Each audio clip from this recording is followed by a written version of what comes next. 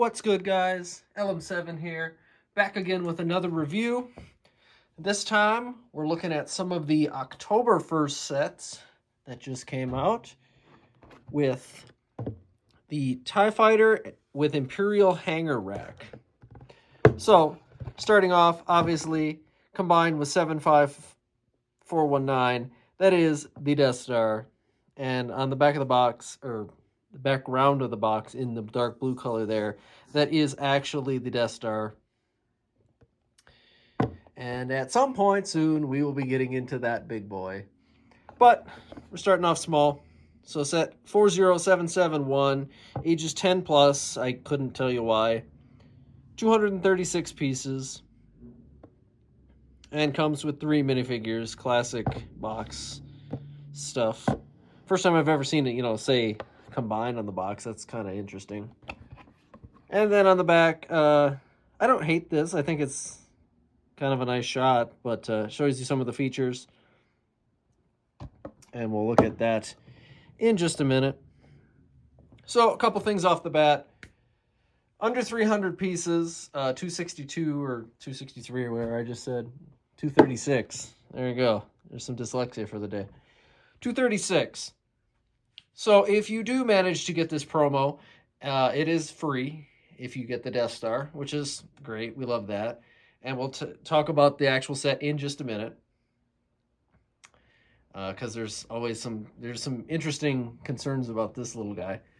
But 236, if you look at your receipt, if you do buy the Death Star, it'll show you that this set probably is $30 or $35 actually, because mine here in Canada said $45. So obviously they take that number off when they give it to you for free, but there is a price to this set, probably for legal and tax stuff. But $30 for this little guy. I'm saying that because if you need to get this for some reason, they run out, or you just want this TIE Fighter for some bizarre reason, and you are on the secondary market, just know that it's only valued at $30. So I wouldn't go crazy and spend like $100. Anyway, enough blabbing. We got the little booklet here. Very quick build. And it just says 80 pages, but, they don't really feel like 80 pages. I don't know why it's a 10 plus set. It's a fairly quick and easy build. I mean, it was kind of fun, but it was quick and easy, so 10 plus seems weird, and 80 pages feels long for less than 300 pieces. Anyway, I'll be back in a second. Take a look at the build here.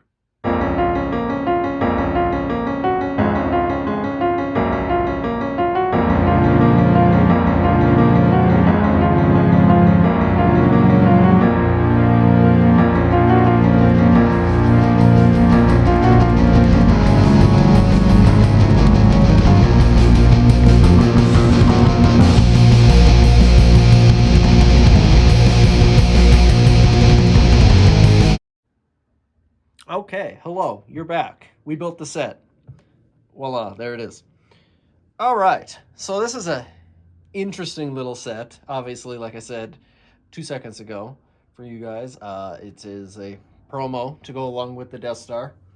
And just so I say it right now, we will not be showing the connection with the Death Star in this video because I don't want to overshadow it too much. So we'll just fit it in when we get to the Death Star itself, and this review is just going to talk about this little guy.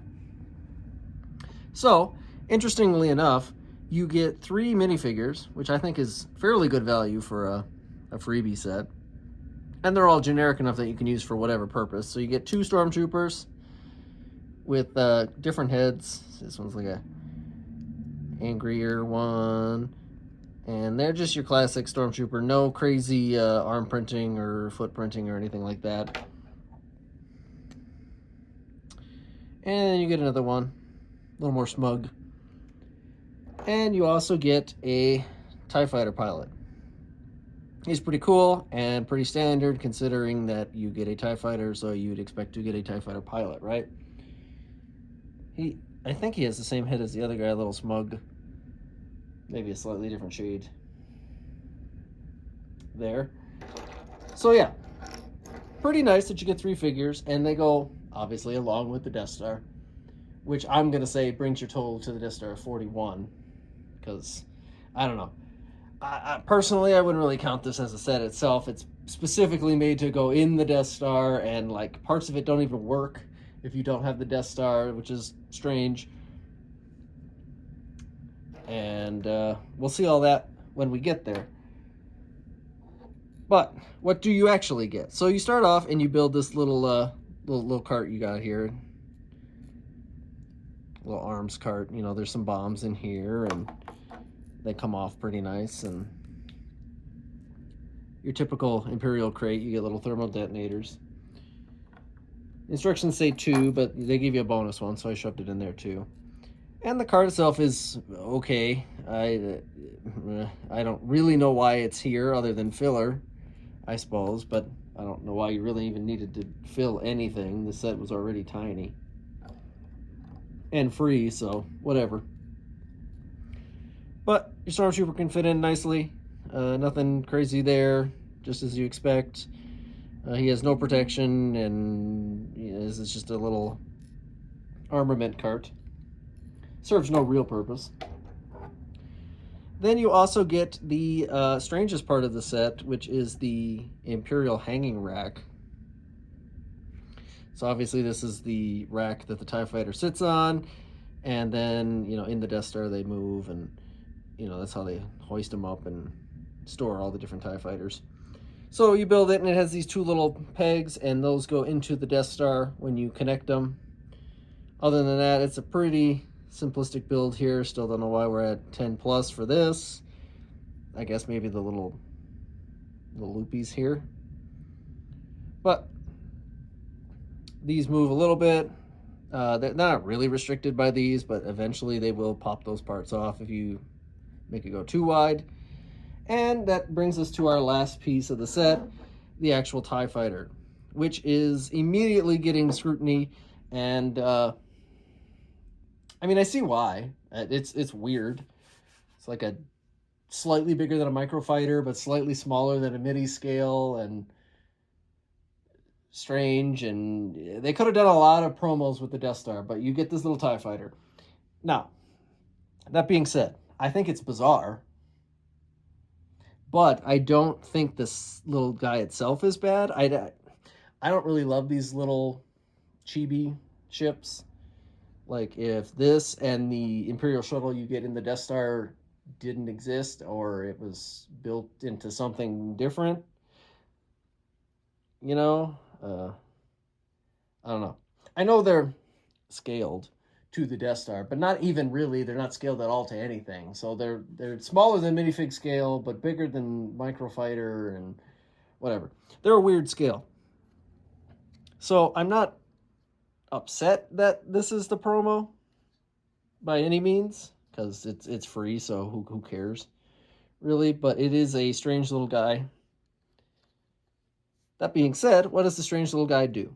So you can pop that off, and you can fit your pilot in there, and that's the inside. Nothing crazy there, pretty bare bones. The front is held on by 2 studs. Pretty simple there. Surprisingly, it doesn't have any missiles, which I thought was interesting. I like that personally, because I think sometimes they're too bulky.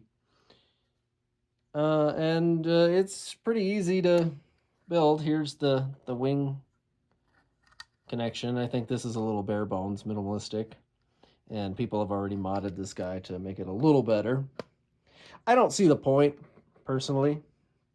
Like, this little dude is what it is. And if you take your hangar rack, which we'll show clipped into the Death Star in a later video, you just put it on those little red hooks, and it sits there pretty easily. It's not super heavy, but I'm surprised they only needed 2 pegs to hold it on there, because it's got fair weight to it for what it is. But, you know, it's pretty sturdy, and it's not connected to anything, but you can see I'm shaking it pretty rigorously, and it's not moving, really. which I suppose works out. I guess for fairness, we'll put the dude in there. Let's see if I can even get him in there. You're not gonna let me do it with the gun. Ugh. Can't stand that. But he does fit after you take his gun off, and then, you know, pew pew. Little guns on the bottom. There's the back detail. I mean, it's not a bad build. It's just a tiny promo build. Half the time, I don't even open the promo sets, you know. Because there's some weird scene or something I just don't feel like opening and displaying. Like the lightsabers, I have them all, but I've never opened them. But I figured this one is technically a more realistic set in the classic terms, and you get minifigures and all that fun stuff. So, that's pretty much it for this little guy. I didn't expect a very long review. It's pretty bare bones. Like I said, it's a little freebie, a $30 freebie that goes along with the Death Star, and it really goes with the Death Star, like, you know, to the fact that it even scales to it and connects into it with it labeled all over the box, which they don't normally do. And I know I just set all this up, but one last little thing I wanted to do. So here's your little half microfighter, and then this set that I haven't actually gotten to review yet is our last minifigure scale TIE fighter, which, if you want to see them together, kind of a crazy difference, even though they use the same middle piece.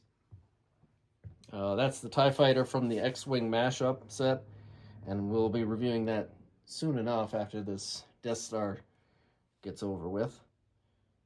But, I mean, obviously there's no comparison. Like, one was meant to be a scaled set, and this one is just a silly little promo.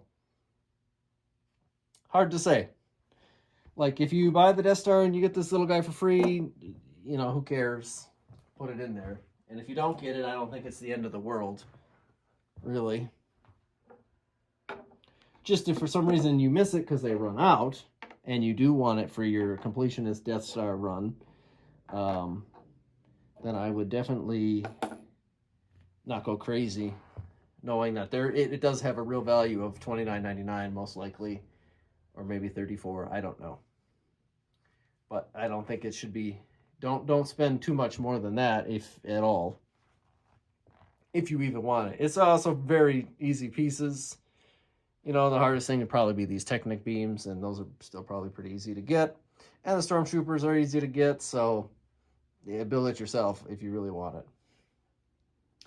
Anyway, not a terrible set, not a terrible promo, strange. And we'll take a look at it in the Death Star when we look at the Death Star, which is coming up shortly. And with that, let me know what you think. Did you get it? Are you going to get it? Is it really that bad? Let me know. With that, I'll see you guys next time.